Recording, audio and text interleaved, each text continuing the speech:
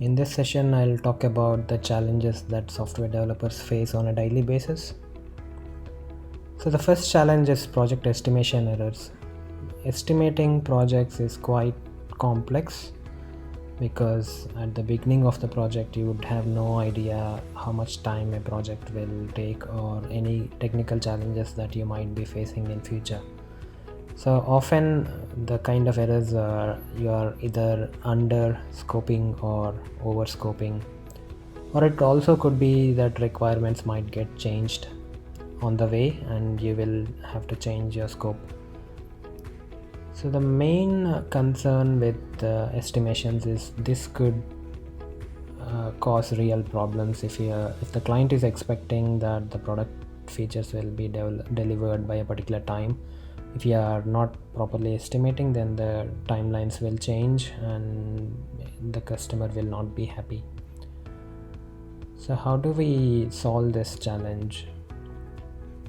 So it's always good to keep in mind that when you are estimating, there might be some things like a particular feature, it might not be technically feasible. So there could be problems like technical feasibility of a given feature, and you might think something will not take a lot of time and suddenly it takes a lot of time.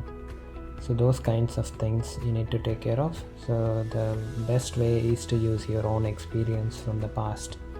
Look at the projects that you have worked in the past and try to figure out what went wrong in the estimates, why it was incorrectly estimated, and also look for tasks and projects that have a similar complexity to the current project that you're trying to estimate, and then probably you could apply that guidance of how much was the estimate for the previous project that was equally complex and use that as an estimate for the current project.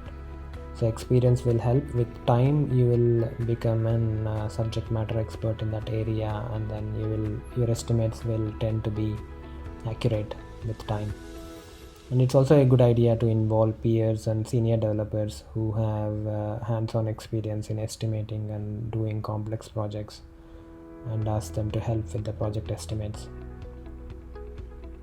So the general thumb rule is you divide and conquer. You divide your complex project into tasks or smaller stories, and then you try to estimate each story. So once you divide into manageable pieces, it's easy to estimate each of those individual pieces compared to directly estimating the project. So that's one good advice. And the next challenge is speed versus quality. So which one should I focus on? So normally bugs might occur at different levels. If a bug has been identified during unit testing, the loss associated with it will be very less because you can instantly reproduce it and fix it. The developer can straight away resolve that bug.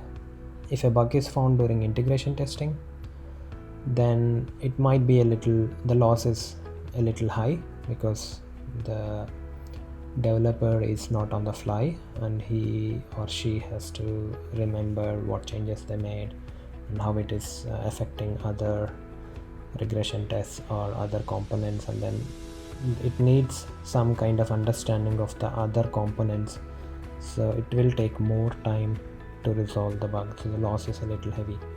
And if the bug is found in the production environment by the customer, then the losses can be huge. That's because the customer will say, for example, the customer experiences a crash. So the customer doesn't have enough time for you to resolve the bug. The customer has to get back into production, and because the customer's clients will be impacted, so the loss will be heavy based on when the bug has been detected. So it's always advisable to write good test cases to find the bugs early in early stages. So one aspect is to follow secure coding guidelines. Like I mentioned earlier, you have to look at any memory leaks or any double delete, buffer overrun issues, or how you are handling your pointers. Are you leaving pointers in the open, or Are you using things like auto pointer or smart pointers which will auto destruct themselves? And use those secure coding guidelines as dictated by your product and your senior team.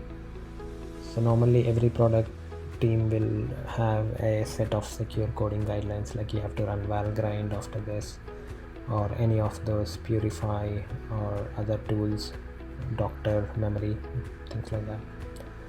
And then always prioritize quality or speed. So it's important that you are providing quality product. You can't focus just on speed and forget about quality. So it's really important that the code is of production quality. And then it's a good idea to allocate enough time for peer review, because a lot of bugs are normally found during peer review, and any cases that you have not considered, the peer would be able to tell you. And generally the peers are experts, subject matter experts in those areas, and they have a clear idea about their component, and they will be able to give guidance, and that would avoid costly mistakes. And there is a thumb rule: never refactor unless it's really needed. So refactoring just for beautification could introduce a lot of bugs that you are not aware of, and because there might be some reasons why the code is the way that it is today, and without knowing the underlying cause for the code to be in this way, if you try to refactor, it becomes really hard. And general advice around peer reviews is always give smaller chunks of code for review, so the peer is comfortable and can focus on reviewing it. If you are giving a large code base, say 100 files got changed, it's really hard for the peer to review and do a good job. So always do it in small chunks.